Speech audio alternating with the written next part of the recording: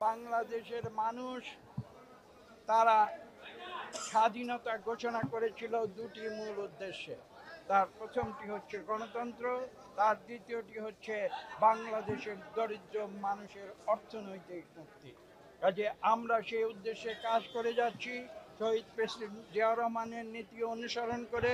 তৎপরবর্তীতে দেশনেত্রী বেগম খালেদা জিয়ার যে প্রদর্শিত আপোষহীন রাজনীতি, সেই রাজনীতি অনুসরণ করে এবং সর্বশেষ আমাদের ভারপ্রাপ্ত চেয়ারম্যান লন্ডন থেকে বিগত প্রায় এক দশক ধরে যেভাবে বাংলাদেশ থেকে আওয়ামী স্বৈরাচার উৎখাতের জন্য আমাদেরকে দিক নির্দেশনা দিয়েছেন।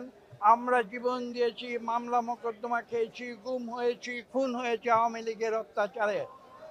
আমরা তার দিক নির্দেশনায়, তার নির্দেশে আমরা সেই দীর্ঘ 15 বছর ধরে দেশনেত্রী বেগম খালেদা জিয়ার নির্দেশনায়, আমাদের ভারপ্রাপ্ত চেয়ারম্যান জনাব তারেক রহমানের নির্দেশনায় আমরা আন্দোলন করে গিয়েছি। যে আন্দোলন আজকে থেকে 1 বছর আগে তার চূড়ান্ত পর্যায়ে ছাত্র জনতা যখন সেই আন্দোলনে যোগ দেয়, তাদের বৈষম্য বিরোধী আন্দোলন এক পর্যায়ে গিয়ে এই দেশ থেকে স্বৈরাচার অপসারণ, হাসিনা বিদায় আন্দোলনের রূপ নেয়, যার চূড়ান্ত পরিণতি হয়েছিল 5ই আগস্ট। আমি একটু আগে বলেছি স্বৈরাচারী সরকার পালিয়ে যেতে বাধ্য হয়েছিল। ইনসেক্ট রিপেলেন্ট মাস্টার ব্যাচ যুক্ত আরএফএল ওয়াট্রো, কাপড় যত্নে রাখার নাম্বার 1 সলিউশন। গণতন্ত্রের সংগ্রাম কোনো কুসুমাস্তীর্ণ পথ নয়, এটা বুঝতে হবে। এটা শুধু বাংলাদেশের বেলায় নয়, সারা বিশ্বের গণতন্ত্রকামী মানুষের ইতিহাস আপনারা পর্যালোচনা করে দেখুন। আমি কয়েকদিন আগে বলেছি একটি সভায় যে 5,000 বছর আগে থেকে মানুষের এই মুক্তির আন্দোলন শুরু হয়েছে। কাজেই কোনো কোনো ইতিহাসে আছে, কোনো কোনো বই পুস্তকে আছে, হতে পারে সেটা হয়তো কোনো ইতিহাসের অংশ, হয়তো সেটা কোনো ইতিহাসের অংশ না হয়েও মানুষের যে বিশ্বাস, সেই বিশ্বাসের অংশ হতে পারে। কিন্তু বিশ্বাসটি কিন্তু স্থির, নিশ্চিত এবং এক।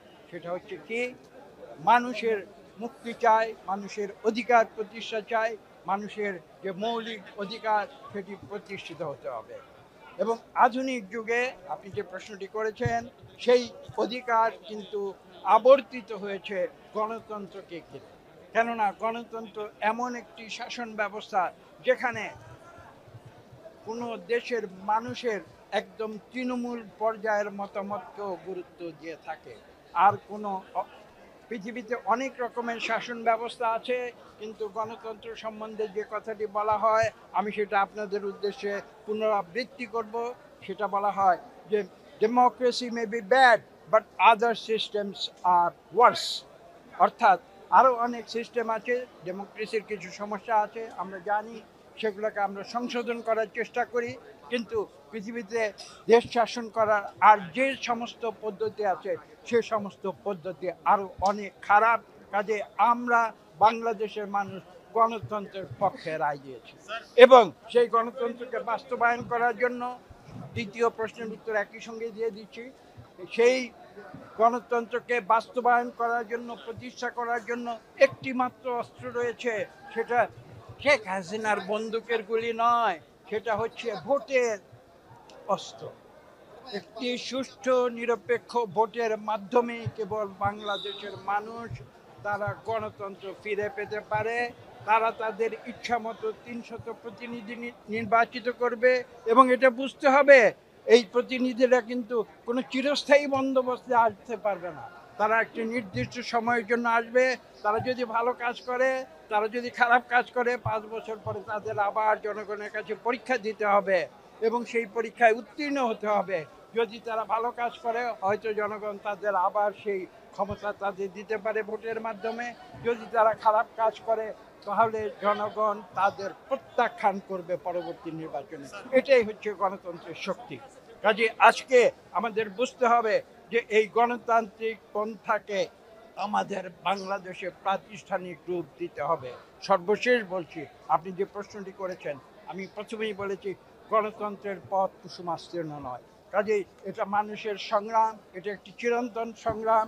এবং এদেশে যে আমি মাঝে মাঝে যেটা বলি, সুর এবং অসুরের যে লড়াই, অর্থাৎ যারা স্বৈরাচারী, যারা ক্ষমতা লোভী, তারা বারবার চায় মানুষের উপরে তাদের কর্তৃত্ব বজায় করে মানুষকে জুলুম অত্যাচার করে লুটপাট করে তারা তাদের প্রভাব বিস্তার করতে চায়। কিন্তু বাংলাদেশের মানুষ কখনো এটা হতে দেয়নি, কখনো দেবে না। নির্বাচনের তারিখ এই অন্তর্বর্তীকালীন সরকার ঘোষণা করেছে এবং ইনশাআল্লাহ বাংলাদেশের মানুষ বিগত 17 বছর ভোট দিতে পারেনি। কাজেই বাংলাদেশের মানুষ উন্মুখ হয়ে আছে, তারা ভোট দেবে। 2009 সালে যাদের বয়স 18 বছর ছিল না, আজকে তাদের বয়স কত হিসাব করে দেখুন, তারা 35 পার হয়ে গেছে, তারা ভোট দিতে পারেনি। তারা বাংলাদেশের একটি সুষ্ঠু নিরপেক্ষ নির্বাচনে ভোট দিতে চায়। ইনশাআল্লাহ আগামী ফেব্রুয়ারিতে তাদের সেই ইচ্ছা পূরণ।